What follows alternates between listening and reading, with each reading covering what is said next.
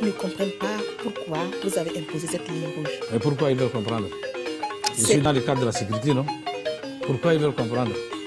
Aujourd'hui, 90% des litiges, là, des affaires à la justice concernent les terrains. Il y a le problème des fausseurs. Si on décèle qu'il y a des faux, bien évidemment, on dénonce. Je vais demander si vous allez oser contrôler la ville de N'Djamena. Dire que c'est sélective, c'est faux. Je n'ai pas souvenance qu'il y ait des familles à Waria dans la rue. Vous êtes allé vérifier? Bien sûr, je peux même vous confirmer que même hier j'étais sur le site.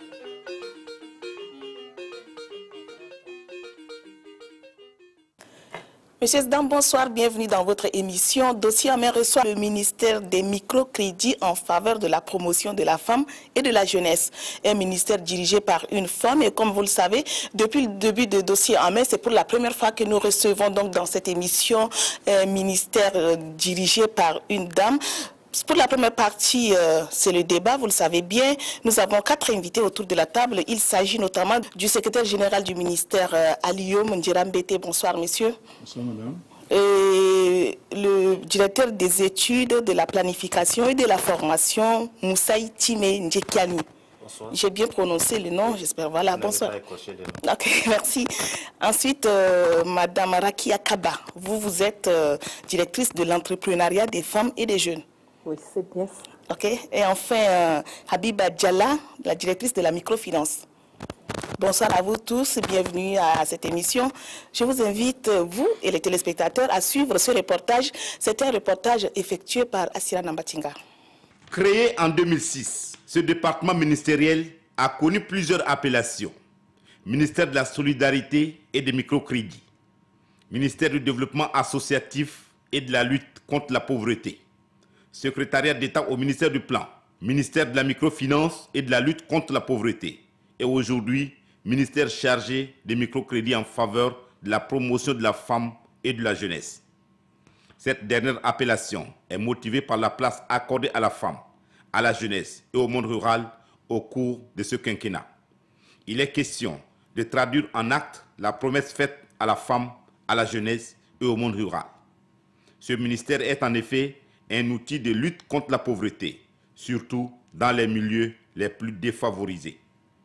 Comme tous les départements ministériels, le ministère chargé des microcrédits en faveur de la promotion de la femme et de la jeunesse a son siège à N'Djamena, mais il y a des ramifications dans les différentes régions du pays. Déjà à l'entrée du bâtiment abritant le cabinet du ministre, les demandeurs de microcrédits font de va-et-vient.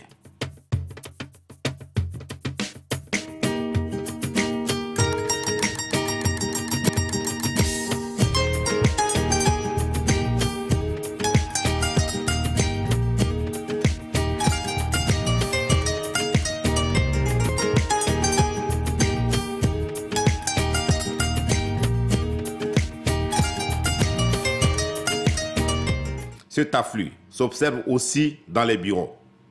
Les demandes sont nombreuses. Il faut agir vite. Certains demandeurs sont impatients. Par conséquent, le travail se fait avec célérité. Par manque de local, la direction de cabinet du ministre et le secrétariat général ne sont pas logés dans la même enseigne. Le secrétariat général se trouve à environ 5 minutes de marche de la direction de cabinet du ministre. C'est le siège de tous les services techniques de ce département ministériel dont la mission est la lutte contre la pauvreté. Mais quelles sont les conditions à remplir et le montant de crédit accordé? Quand on va lancer le projet entrepreneuriat des femmes, là, une personne peut monter un projet de 4-5 millions. Si on voit que ça crée de l'emploi aux femmes et aux jeunes, on peut financer. Mais pour le moment, ça varie de 50 000 à 950, 900. Et c'est à la cellule aussi d'apprécier l'activité par rapport au montant qu'elle peut accorder. Une chose fait la singularité de ce ministère. Le personnel est très jeune et la parité homme-femme s'observe dans tous les bureaux et services. Ce ministère est donc une création récente, mais son champ d'action est vaste. Il s'agit de couvrir les 1 284 000 km² pour assister la masse défavorisée. C'est en effet une tâche bien ardue qui nécessite beaucoup de moyens. Mais à en croire les techniciens du ministère, ce n'est pas toujours le cas. Le ministère chargé des microcrédits en faveur de la promotion de la femme et de la jeunesse est une réaction des autorités publiques en lutte contre la pauvreté. Les pouvoirs publics misent beaucoup sur ces actions pour la réduction de la pauvreté et l'auto-emploi, puisque la fonction publique ne peut à elle seule employer tout le monde. Ce ministère fait aussi partie des stratégies du Tchad pour l'atteinte des objectifs du millénaire pour le développement. Voilà, merci. C'était là le reportage qui présente brièvement le ministère. Mais je précise simplement que j'avais assisté le reporter la dernière fois quand il faisait son premier tournage là-bas au secrétariat.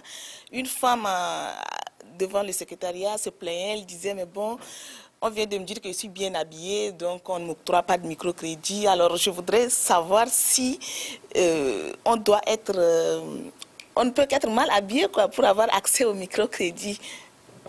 Je ne pense pas. La pauvreté, ce n'est pas aussi être sale, mais on peut être propre et être pauvre. Donc, on ne disqualifie pas les gens qui sont bien habillés. Alors, s'il n'y a pas de disqualification, comment faire pour ceux qui nous suivent aujourd'hui? Quelles sont les procédures à suivre pour obtenir un microcrédit chez vous? Pour avoir le microcrédit chez nous, nous avons un dépliant. Quand les gens viennent au départ, on leur expliquait ce qu'il fallait faire parce qu'on était à nos débuts. Après, il y a un dépliant aussi qui retrace tout ce qu'il faut produire pour bénéficier. Et ça montre aussi les critères pour présenter un bon projet. On a des projets éligibles et ceux qui ne sont pas éligibles aussi. Et quand quelqu'un arrive, on lui explique et nous présente son activité. Et on lui donne les éléments pour aller rédiger le projet et déposer dans les services techniques qui étudient. Donc, il y a une petite fiche appelée compte d'exploitation qu'on donne à la personne et puis le dépliant, plus aussi la forme de la demande qui est adressée au ministre. Et par rapport au compte d'exploitation, ce n'est pas le vrai compte d'exploitation. J'achète telle chose à tel prix, je revends à tel prix et puis les bénéfices mensuels ou journaliers ou bien c'est à partir de là qu'on apprécie le projet à la sélection. Comment on procède au ministère des microcrédits pour l'obtention du crédit?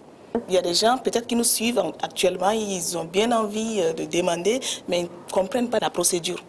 Bien, merci. Je crois que je vais essayer, ma collègue va me compléter. Je pense que le début de la démarche commence par les gens viennent, ils s'informent. Qu'est-ce que je dois faire pour avoir les crédits? On les reçoit, on leur donne l'information sur la constitution de dossier. Il s'agit tout simplement d'écrire une demande adressée à madame ou bien monsieur, le ministre chargé du département, de faire un état de besoin. De quoi j'ai besoin pour mener mon activité.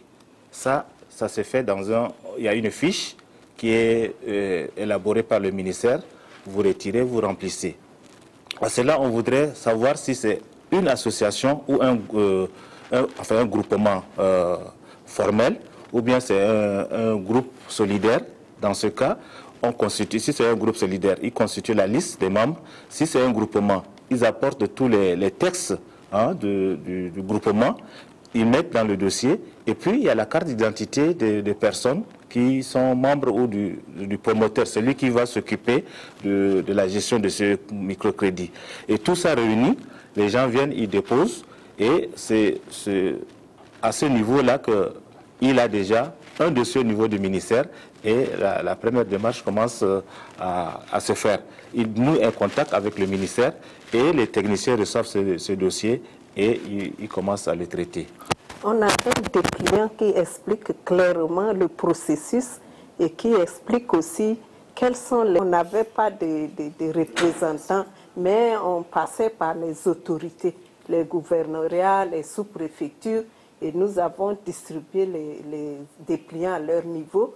Après, on a des chefs de service déconcentrés. Et maintenant, c'est les délégués. Donc, au niveau de chaque gouvernorat, il y a un délégué qui peut donner les mêmes informations que nous donnons au niveau central. Ok. Parce que il y a aussi une remarque que j'ai faite lorsque dans les médias, quand je suis, vous êtes à Pala, vous êtes à Bongor, j'aimerais bien vous voir dans les villages, les groupements villageois par exemple, comment ils font. Parce que ce qui nous arrive en ville... leur dossier, ils remontent leur dossier. Des points focaux au niveau des cantons là, qui font le travail. Oui. Et puis ils expliquent à la population les bien fondés de la microfinance et puis une fois que les dossiers sont constitués, ils prennent ces dossiers-là, ils remontent au niveau du chef-lieu de la région pour les déposer. Donc au niveau de chaque région, on a des points focaux dans chaque sous-préfecture qui font ce travail-là. Je voudrais comprendre aussi que pendant la sensibilisation au début, on faisait venir les chefs de village, chefs de canton à qui on leur expliquait la situation. Donc les dossiers sont montés au niveau des villages, ça revient au niveau des cantons. Les cantons font remonter au niveau des sous-préfectures, sous-préfecture au niveau des départements et on arrive jusqu'au niveau des cantons. Est-ce qu'il vous arrive aussi d'octroyer des microcrédits aux cultivateurs? Bien sûr. Ok, mais ils sont prioritaires. Dans ce cas, le délai de remboursement ne serait pas le même que ce que vous octroyez à un commerçant, par exemple? Non, ils ont 8 mois, eux. Je vous donne l'exemple. En décembre, on était à Moundou. On a donné des crédits aux demandeurs, mais on a laissé les agriculteurs qui sont restés jusqu'en avril ou mars. Ils ont eu leur financement et c'est le plus gros montant qu'on a octroyé à Moundou, c'était des paysans. Donc pour l'agriculture, nous avons réservé le mois de mars et eux, ils ont au moins 10 mois. Et ils ont 4 mois de différé au lieu de 2 comme chez les commerces ordinaires. Quelqu'un qui achète pour revendre, le cycle est plus court, c'est lui qui met du temps pour produire. Il en est pareil, même quand on finance les activités d'élevage, par exemple, il faut tenir compte voilà, tout ça. Donc on tient compte du cycle de l'activité. Où est-ce qu'on en est avec la stratégie nationale des microfinances adoptée? Ça a été adopté, je crois, en juin 2009. Non, en 2009, mais voilà. Dans quel mois, je ne sais pas. Mais ça a été adopté, mais sa mise en œuvre... Sa mise en œuvre piétine, on dirait. Bien sûr, effectivement. Donc, la stratégie nationale de la microfinance doit... son échéance, c'est en 2013. Mais jusqu'à là, nous avons bien sûr créé le CNC, qui est le Comité national de coordination, qui est l'organe même chargé de mise en place, de mettre en place le plan d'action de la stratégie nationale de microfinance qui a été créé. Le CNC. Le CNC, c'est le Comité national de coordination qui est chargé de dégager les grandes orientations de la stratégie nationale de microfinance et qui doit mettre en œuvre le plan d'action. Donc ce comité est déjà mis en place, mais effectivement la mise en œuvre n'est pas effective. Pour quelle raison? Bon, disons que le CNC il a été mis en place par arrêté du Premier ministre, je crois, en février déjà 2010. Bon, son fonctionnement est un peu traîné du fait des difficultés peut-être de réunir les membres et puis d'avoir les ressources. Mais depuis 2011-2012, les réunions sont assez régulières. Et donc, il suit la mise en œuvre de différents outils de la microfinance.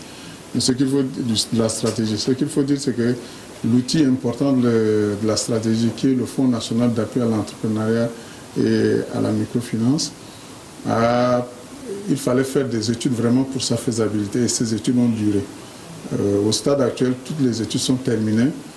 On a même les textes pour sa création. Les projets sont dans le circuit d'adoption de la loi pour créer le fonds et le décret d'organisation et de fonctionnement. Donc, on n'attend plus que son adoption parce que sinon toutes les études sont faites. Et puis bon, si c'est créé, bon, s'il y a les ressources, bon, ça c'est vraiment, c'est l'outil. Dès que cet outil est opérationnel, on peut dire que ça y est, la stratégie est vraiment mise en place parce que là, vraiment... Pour cette stratégie nationale, il y a 3 axes dans le Fonds national d'appui à l'entrepreneuriat. C'est un axe que le gouvernement et le chef de l'État utilisent comme stratégie de lutte contre la pauvreté. Il y a aussi 3 axes de la stratégie. Oui, ils sont différents. Ouais. On a le premier axe qui concerne la création d'un cadre institutionnel favorable au développement du secteur de la microfinance. Et cet axe-là doit se charger donc en fait de revoir toute notre réglementation, tout ça pour que ce soit légal, juridique, judiciaire, pour favoriser donc l'éclosion des structures qui ont donc cette vocation de travailler dans la finance des pauvres. Ensuite, le deuxième axe, c'est favoriser l'accès des populations aux ressources financières. Donc, on avait estimé à la rédaction de la stratégie, c'est que sur 5 ans, on peut favoriser l'accès à au moins 500 000 personnes pauvres et à faible revenu pour pouvoir accéder à ces ressources-là. Et comment faire? Justement, en développant les établissements de microfinance et aussi grâce à cet outil qui est le fonds, de pouvoir mettre en place un fonds de garantie, ouvrir des lignes de crédit pour que les établissements de microfinance puissent facilement donc accéder à des ressources pour financer les activités des populations qui sont dans le besoin. Ensuite, le troisième axe, pour assurer la pérennité, c'est de créer un partenariat stratégique entre le secteur de la microfinance et le secteur banquier classique. Parce qu'il faut reconnaître que pour s'inscrire dans le temps, il faut absolument que ces 2 secteurs financiers-là puissent collaborer parce qu'il y a des ressources, tant au niveau des banques pour lesquelles les établissements du secteur de la microfinance peuvent recourir pour financer leurs activités. Et ces établissements aussi également peuvent drainer l'épargne qui peuvent être mise à la disposition du secteur bancaire pour d'autres utilisations. Et donc ça, si on arrive à faire donc, je dirais ces liens-là, c'est ça qui va assurer la pérennité. Et puis dans ce même axe, il faut aussi qu'il y ait des prestataires de services qualifiés pour le secteur. Donc il y a tout un programme de renforcement des capacités des prestataires de services pour qu'ils soient à la hauteur de leur action par rapport donc, au secteur. Donc l'outil financier, il est transversal pour tous les axes. Il a donc, si on l'a vu, il a 4 guichets. Il y aura le guichet renforcement de capacité, guichet ligne de crédit, guichet fonds de garantie et puis le guichet appui institutionnel.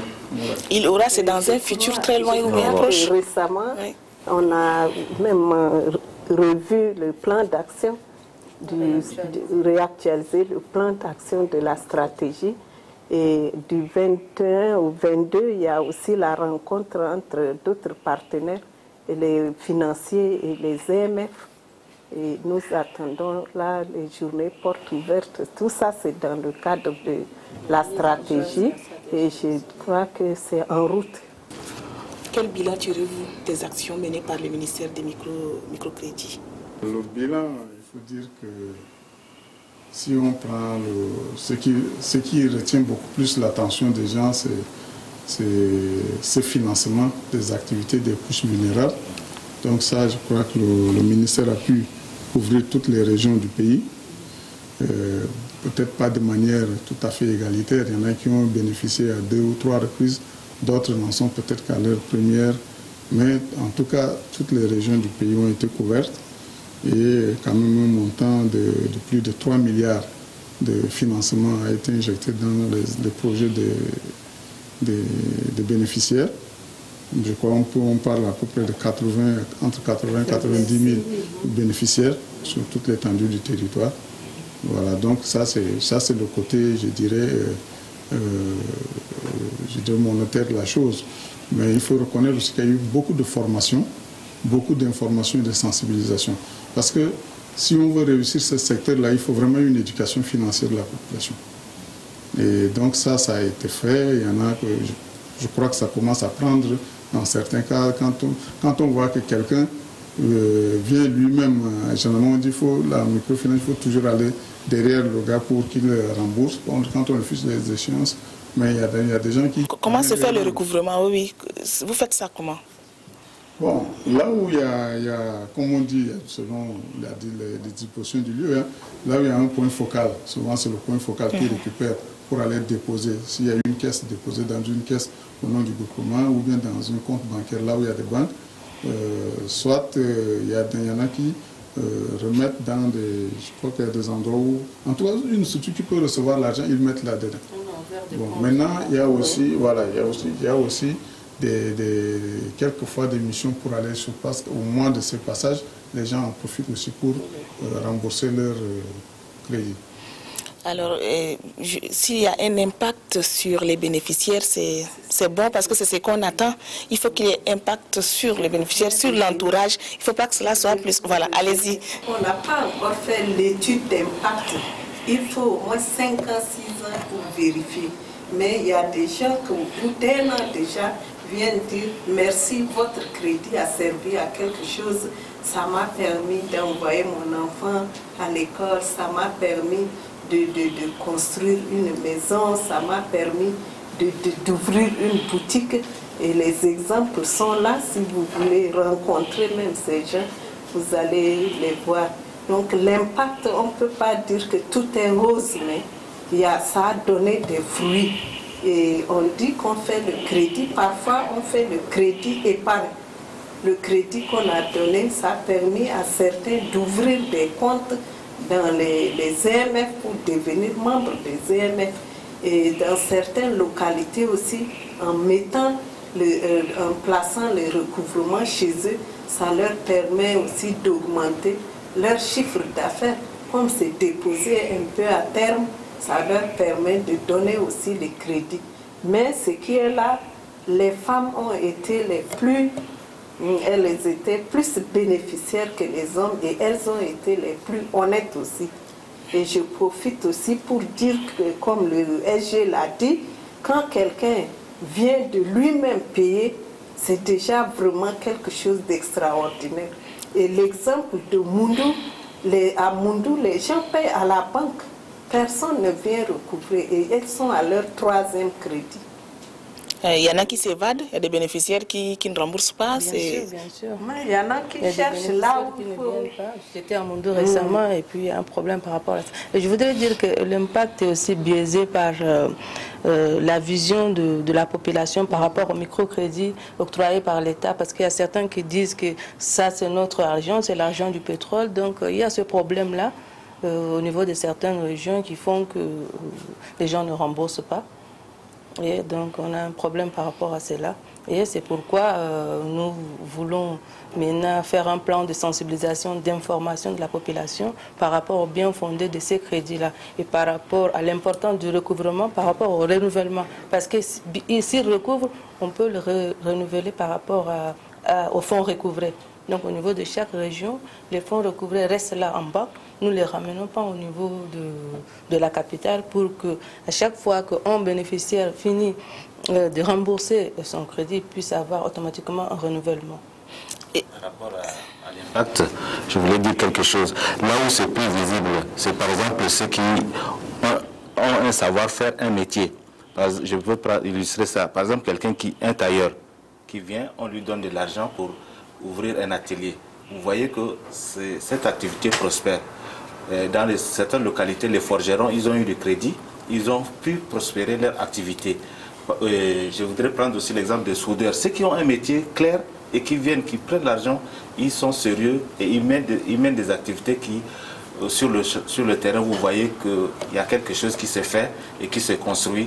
Et il y a, le futur se dessine et voilà, ils utilisent, il y a l'emploi qui est créé et ils utilisent d'autres personnes qui sont là. Donc ça, c'est des impacts palpables qu'on peut présenter aux gens ou au moment des études, ça peut apparaître dans les documents. Et ceux qui ne remboursent pas, vous laissez tomber ou bien vous les poursuivez? Non, nous ne le poursuivons pas. Nous avons affaire à des populations qui sont démunies. Nous avons des procédures, c'est-à-dire les appeler au téléphone, les rappeler. Mais nous nous arrêtons à là, nous ne sommes pas allés plus loin. Est-ce que ça ne va pas donner l'envie aux autres de venir? Parce que de toute façon, ils vont dire, il y en a qui ont pris, ils n'ont pas remboursé, on n'a rien fait. Est-ce que ce n'est pas amener les autres à faire comme eux? Bon, ça c'est... Je ne sais pas, vous devez étudier cela, ça peut mûrir. paraître ainsi, mais moi avant de parler de ça, je me dis que, vous savez, le volume qu'on a dit, le volume d'investissement que nous avons fait jusque-là, 3 milliards et quelques pour une population active tchadienne estimée à pratiquement 4,5 millions. Donc moi je pense qu'il est encore vraiment tôt pour sentir un impact, je dirais, un peu généralisé. Bon, on peut faire, en faisant une étude d'impact, pour voir à certains niveaux que vraiment il y en a qui ont réussi à s'en sortir. Ça, il y en a. Ça, vraiment, même si ce n'est pas la majorité, en tout cas, on sait qu'il y en a. Bon, maintenant, c'est pourquoi il faut œuvrer pour, dans le futur, arriver à atteindre un plus grand nombre de gens, hein, parce qu'il y a beaucoup de demandes, et ainsi de suite. Donc, si on les suit bien, on pourra donc avoir un impact. Maintenant, peut-être qu'on va parler un peu de perspectives, mais pour ce qui est des remboursements, il y a aussi un souci, ce n'est pas encore réalisé, et c'est même nous donnons cette information, que le secteur va aussi se doter d'une centrale d'échange d'informations, comme on fait dans les banques centrales de risque. Et ça, ça dit que le tout mauvais payeur sera donc fiché. Et il va ailleurs pour prendre un crédit. On va d'abord s'informer si ce monsieur n'a pas laissé, ou bien cette dame n'a pas laissé un mauvais souvenir quelque part. Et donc ça veut dire que ça, celui qui a fait une fois, il a toutes les chances de ne plus réussir une deuxième fois. Donc ça aussi, c'est des méthodes dissuasives qu'on va utiliser. Et c'est normal, parce que sinon il y a beaucoup de risques, comme on dit dans le jargon du métier, des risques de cavalerie. On prend ici, il a fait, après il va à 200, 300 km plus loin, il recommence et il continue. Nous avons assez l'exemple du niveau de personnes handicapées. Il y a un qui a pris, qui n'a pas payé, et puis avec le groupe de personnes handicapées, il a encore déposé son dossier, et là avec la vigilance des agents du service de microfinance, ils se sont aperçus que non, ce monsieur-là a déjà bénéficié d'un crédit qu'il n'a pas remboursé, donc nous avons retiré son dossier. Mais là, il réduit la chance des autres du groupe de handicapés qui voudraient bien contracter des crédits chez vous. Bon, mais vous êtes des techniciens de ce ministère. Si vous êtes satisfait, c'est un bon présage. Et par rapport à l'impact aussi, nous voulons dire l'impact vis-à-vis de nous-mêmes. On a appris beaucoup de choses. Parce qu'en forgeant, on devient forgeron. Donc le fait qu'on nous explique les projets, maintenant, nous avons tous des têtes pleines de projets. Ça, c'est un impact aussi. Donc, nous sommes prêts à ouvrir aussi des entreprises. Ah oui? Ah oui. Vous êtes prêts? Oui, à fonctionner. Bon. Il y a quelque chose qu'il faut aussi dire ici. C'est que, nous qui allons sur le terrain pour le recouvrement, on nous a dit beaucoup de choses. On nous a révélé certaines choses. Il y a le blé est livré. Le jour, on tient un discours clair que celui qui a pris le crédit rembourse. Derrière nous, il y a les politiciens véreux qui viennent, qui disent que non, ça c'est le bonus du pétrole, on vous a donné gratuitement, ne remboursez pas. Et c'est ça qui bloque aussi la mentalité des gens qui ont bien le besoin de rembourser, mais qui se disent que, mais tiens, si c'est le bonus du pétrole, pourquoi pas? C'est facile de ne pas rembourser que de rembourser. Il veut utiliser cet argent. Là, ce n'est pas un bon comportement. Alors, certaines personnes qui ont réellement payé, on a donné encore un autre crédit avec une augmentation. Et ces gens-là, de 20%. Donc tu payes ton crédit, tu as la chance d'avoir le même montant avec une augmentation de 20%. Tu peux encore développer tes activités. C'est ce qui s'est fait dans certaines zones. Et les gens qui remboursent leur crédit se voient... Bien, c'est à vous de créer des méthodes, comme il vient de l'expliquer, afin de suivre ces personnes. Voilà. Faire un travail dans ce sens-là. Ok. Bon, les perspectives maintenant en guise de conclusion, parce que nous tendons à la fin de cet entretien. Quelles sont les perspectives du ministère? Bon, nous pensons pouvoir vraiment développer énormément les activités dans ce domaine avec l'espoir que notre fonds sera opérationnel très rapidement. Et si ce fonds est opérationnel, je vous assure que nous pouvons faire beaucoup de choses. Peut-être on a oublié de dire une chose. Par rapport à ce fonds, il y a un autre projet aussi qui est couplé. C'est le projet 1000 idées, 3000 emplois, qui lui va s'occuper donc essentiellement de l'entrepreneuriat des femmes et des jeunes et qui pourra donc permettre de financer des activités qui sortent légèrement du secteur de la microfinance. Parce qu'il y a des gens, effectivement, il y a aussi ce segment-là d'entrepreneurs qui sont, par leurs besoins, sont déjà au-dessus des limites de microcrédit. Donc ça va être un élément important qui va donc permettre d'accompagner les gens, d'abord même au niveau de l'identification, de leur formation, et quand le projet est créé, assurer un suivi jusqu'à ce que ça puisse au moins, je dirais, être bien maîtrisé par le promoteur. Donc nous, on espère avec déjà la révision du plan d'action de la stratégie nationale de microfinance, on espère dans les 3-4 prochaines années être réalisé beaucoup plus que ce qu'on a fait. Nous sommes ambitieux, nous voulons donc toucher au moins 10% de la population active. Donc ça nous fait entre 400, près de 500 000 personnes. Mais évidemment, avec la stratégie qu'on a proposée, ça c'est possible. En mettant en place je dirais un programme de microcrédit en faveur des couches vulnérables, et puis en ouvrant les lignes de crédit pour ceux qui ont déjà l'habitude d'accéder aux établissements de microfinance habituels, d'assurer un fonds de garantie. Tout ça, ça pourra certainement booster le secteur et permettre donc d'obtenir de plus grands résultats. Et pour y arriver, il faut vraiment bouger, il faut bousculer, parce que c'est pas facile. Oui, on peut penser de bonnes choses, mais la mise en œuvre, voilà. Donc beaucoup de courage pour ça. Si on va boucler, d'accord. Merci à vous. Mais rapidement, à l'endroit du gouvernement et des partenaires au développement qui sont chargés de financer le coût global de la stratégie qui est de 15 milliards et quelques, et vraiment nous voudrions qu'ils nous débloquent cette somme-là pour qu'on puisse efficacement et pleinement mettre en œuvre la stratégie nationale de microfinance. Ça, vous vous adressez au gouvernement et aux partenaires. Nous allons faire une table ronde de bailleurs de fonds. Gouvernement. On va solliciter tout le monde. Bon, ce qui est certain, évidemment, si le premier geste fait par notre propre gouvernement, nous pouvons encourager les partenaires à nous pousser. Madame la ministre, bonsoir. Je vous invite à me rejoindre sur le plateau, s'il vous plaît.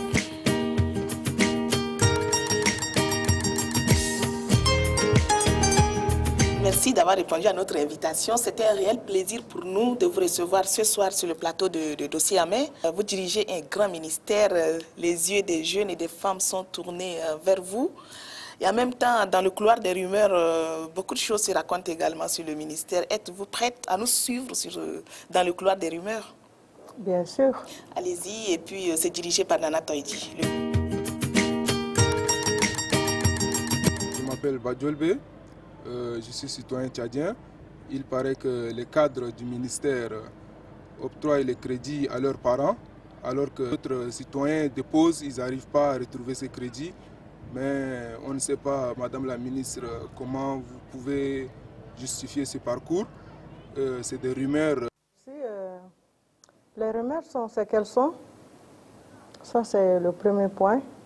Et le second point, je crois que rien que pour cette année, on a touché à peu près 16 104 bénéficiaires. Rien que pour 2011-12, nous avons touché ça. Et tous ces bons mondes-là ne peuvent pas appartenir à mes cadres, moins encore à mes parents.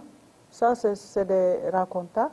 Et je crois que le microcrédit est destiné à tous les Tchadiens qui ont éprouvé leurs besoins et qui ont présenté un micro-projet bancable, qu'ils soient les bienvenus, et ils sont élus à ce niveau et on leur octroie. Et l'octroi ne se fait pas par moi ni par mes cadres, mais c'est toute une équipe interministérielle, disons une cellule interministérielle composée de 9 personnes qui doivent dépouiller et octroyer le microcrédit. Ok, c'est clair, donc il n'y a pas d'affinité au ministère des microcrédits. Pas du tout. Ok, mais passons à une autre étape, la grande interview. Bonjour Monsieur le ministre, je m'appelle Dakoboy Philippe, le président du comité de crise du microfinance. Je voudrais vous poser une question. Vos agents que vous nommez dans nos villes, surtout au Tchad et particulièrement à Moundou, est-ce que vous avez le temps de les contrôler? Est-ce que vous avez le temps de vérifier ce qu'ils font? Je prends par exemple le cas de Samtel. Ces Nigérians sont venus au Tchad nous escroquer une somme de 104 millions. Ils sont repartis sans toutefois que nous puissions voir leurs traces. Mais ces gens se sont installés sans aucune enquête de moralité et ils ont fui. Mais est-ce que depuis ce temps que nous sommes en train de chanter dans les antennes de N'Djamena, est-ce que vous avez écouté, vous nous écoutez, vous avez chanté le développement rural, tout ça, raison pour laquelle les gens se sont lancés dans ces microfinances. Mais malheureusement, les gens sont partis. Mais jusqu'à là, il n'y a rien qui a été donné comme solution aux pauvres, aux victimes, ceux qui souffrent amèrement, qui n'ont rien à faire ici à Moundou, qui tombent par suite des sous qui ont été volés par les Nigérians. Est-ce que vous pouvez nous trouver solution en tant que ministre qui peuvent s'occuper de sa population? Voilà, c'est une question qui a été posée initialement au ministre de la décentralisation. Dans l'émission précédente, nous avions reçu ici le secrétaire d'État à l'administration du territoire et à la décentralisation. Et pour répondre à la question, il disait que cela devrait plutôt être posé au ministre des Finances et au ministre des microcrédits, raison pour laquelle nous la reconduisons. Votre réaction, Madame le ministre? Merci. Il a si bien répondu. Effectivement, cela relève de compétences du ministère des Finances et du Budget qui, à son sein, loge une cellule technique qui devait faire ce travail. Nous, en tant que ministère des microcrédits, en charge pour la promotion du secteur. Donc nous on fait la promotion, mais tout ce qui est de contrôle, de vérification, de réglementation relève, n'est-ce pas, du ministère des Finances et du Budget. Je crois que le ministre, secrétaire d'État a si bien répondu. Okay, donc nous réservons la question au ministre des Finances. Quand ce sera son tour, nous allons lui poser cela. Merci. Et passons à la prochaine question. Salam alaikum, Madame la ministre. Anna chokol ni doru da manal go kan ni doru microcredit kul manal go kan ma indak bed le nad man tik mafi wala kan intak nadum gara gey gol talga chokol anna zalanin blen min chokol hina gidam da atukul ya god bed bas kan fashion anan so kula khair le tam tatab juru ke haray fo juru shin tire khashmin kul am bakir am bukura am shital ke ta ya kaman takhabbin kaman ta god bed anna be yalla dol ta abani ne juru jay le jay be hina kul microcredit kul mayan tuna da asara anna da ina man dorum wala man dorna na di microcredit rafi jamina kan na goru bakan na ke wala chokol akhar man dorum ma bas tana na sa microcredit ka tirke ile ay man am shi wata kan man da inci man commerçant ka bena da mayan tik chokol fa kole masakin intar miskin da tamci an tukte taji fogara na da mayan tik mafi da badan hajjure madame la ministre leta sama ana usmi o malgai da fi shagwa.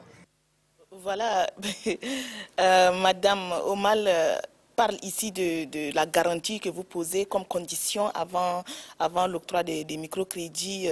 Donc, elle se demande, bon, j'ai essayé de prendre note, qu'elle est fatiguée de se rendre au ministère, elle fait des va-et-vient, peut-être que c'est par manque d'informations, je ne sais pas, vous allez réagir tout à l'heure. Elle voudrait savoir ce qui vous pousse à exiger cette garantie alors que c'est destiné aux pauvres. Est-ce qu'un pauvre pourrait avoir une maison et la poser comme garantie avant d'entrer en possession des microcrédits? Réaction. Ok. Je m'en vais répondre à Mme Omal qu'elle n'est pas partie au département de microcrédit pour demander. Si elle est partie, elle ne va pas poser cette question. Parce que nous, peut-être la seule chose qu'on peut demander pour un groupe solidaire, c'est le quotient de solidarité. Pour les projets individuellement montés, nous demandons aussi un avaliseur. Pour des associations et groupements dignes de nom, on demande que le texte de base. Je crois qu'elle fait une amalgame entre les établissements de microfinance qui exigent soit des catégories de véhicules, soit des papiers et des terrains, ou des maisons bien loties. Là, je pense qu'elle est en train de faire une confusion et je m'en vais lui dire qu'elle est une femme pauvre, comme elle l'a aussi mentionné. Le microcrédit, c'est la solution à ces gens-là. Et nous aimerons les voir plus nombreuses que ça et nous allons les satisfaire petit à petit. Tout le monde ne peut pas avoir le même jour. on a des milliers de demandes de microcrédit. Et ça va se faire étape par étape. Et à ceux qui ont bénéficié le tout premier, nous leur demandons de rembourser régulièrement pour que celle ou celui qui n'a pas eu pour la première fois, pour le second, il en bénéficie. Voilà, c'est le mot que j'ai lancé à l'endroit de Mme Omar. Qu'elle ne se fâche pas. Et c'est une vision du président de la République. On est là pour appliquer et qu'elles sachent qu'elles sont très nombreuses. Et on ne peut pas satisfaire tout le monde en un temps record. Il faut de la patience.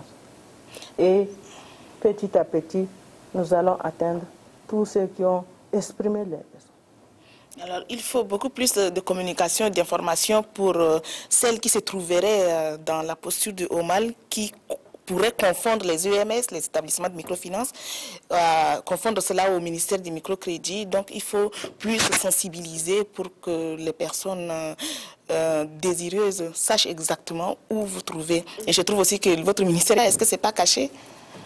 Non, le ministère n'est pas caché. Et je pense que nous allons beaucoup mettre l'accent sur la sensibilisation.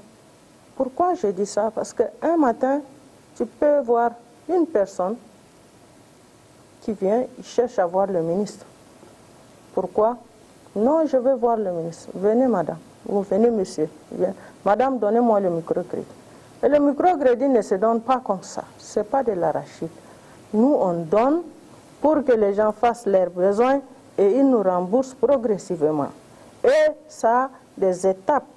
Je crois que les techniciens vous ont expliqué en long et en large qu'il faut passer par différentes étapes avant d'en arriver à l'octroi de ces microcrédits.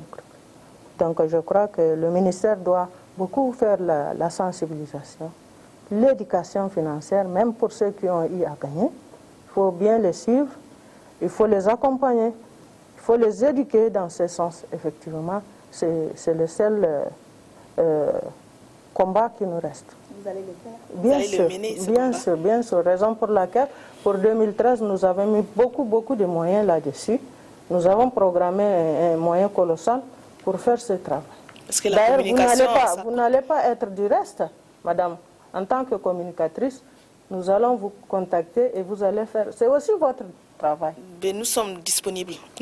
Vous êtes disponible à tous les niveaux. Les communicateurs doivent mettre beaucoup la main dans la pâte avec nous et nous accompagner. Et pourquoi pas faire des émissions de ce genre, nous mettant en contact même avec nos bénéficiaires. Il n'y a pas que des heureux, il n'y a pas que des malheureux. Les deux cas sont là, les deux cas de figure sont là et on peut discuter. Voilà. Nous serons à votre disposition, madame, ne vous en faites pas au moment venu. Ok, merci. La dernière question. Bonjour, madame la ministre. Je m'appelle Jean-Luc Benouchta Auguste. J'ai une question à vous poser. La création du ministère des microcrédits dont vous avez la charge a suscité tant d'espoir. Malheureusement, on se rend compte que le mode opératoire des interventions qui sont celles de votre ministère ne sont pas appropriées parce que le commun des Tchadiens s'attend plutôt à voir des structures plus techniques qui doivent, n'est-ce pas, redistribuer les crédits, les microcrédits aux bénéficiaires, mais on s'aperçoit que c'est plutôt le ministère directement qui intervient. Alors, je voudrais vous poser la question de savoir si vraiment ce mode opératoire est-il convenable. Merci, madame la ministre. Merci. Et d'ajouter que est-ce que ce n'est pas plus une campagne médiatique que vous faites en donnant directement vous-même des microcrédits, c'est filmé, médiatisé. Alors est-ce que ce n'est pas plus une campagne médiatique que l'opération en tant que telle? Réaction? Non, madame, je dirais non, parce que d'abord, je vous ai dit auparavant que c'était une vision. Elle est née, elle doit grandir et devenir adulte avec le temps. Ça veut dire quoi? Tout au début, on avait dit qu'il y a un besoin croissant, la population est souffrante, il faut remédier. Et là, nous n'avons pas certaines structures comme les MF dont maintenant on parle, où les notions de microfinance n'étaient pas encore visualisées.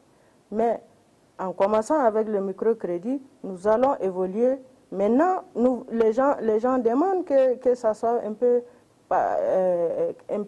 fait par les professionnels. Vous voyez? Mais il faut que ça commence quelque part et que les professionnels s'y ajoutent et ils continuent le chemin. Si les microcrédits n'ont pas démarré, je crois que les établissements de microfinance aujourd'hui qui se disent qu'ils peuvent mieux faire ne seront pas là. Et même, je m'en vais être un peu critique vis-à-vis de ces gens. À Moundou, l'année dernière, il y avait 104 millions qui sont partis. Cette année, il y a juste un mois, il y a plus de 100 millions qui sont volatilisés.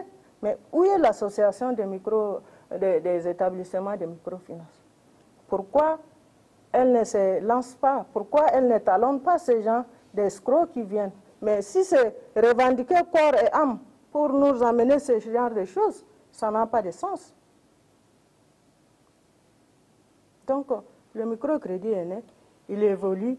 Et en ce moment où nous parlons, l'étendue du territoire n'est pas couverte par CSMF, moins encore par le système de microfinance. Donc, nous sommes là sur le chemin, nous faisons un chemin, on va mettre les structures qu'il faut et on doit s'adapter à la réalité moderne. Nous avons bien commencé et on est en train d'aller. Je suis sûre qu'au sud, on peut trouver par-ci et là des établissements de microfinance, donc les professionnels font leur travail. Mais en Djamena, ici, ils nous ont montré leurs limites. Vous êtes en train de progresser, ce que vous venez de mentionner. Vous voulez aller jusqu'où? Nous allons continuer en passant par les MF, aller jusqu'aux banques agricoles et autres pour en donner. Nous pouvons petit à petit rétrocéder aux professionnels. Mais en ce moment-ci, l'étendue du territoire n'est pas complètement couverte par les MF, les professionnels ou les cellules techniques que revendique l'auditeur. Nous continuons à faire ces microcrédits directs. Madame, pour finir, quelles sont vos ambitions pour votre ministère?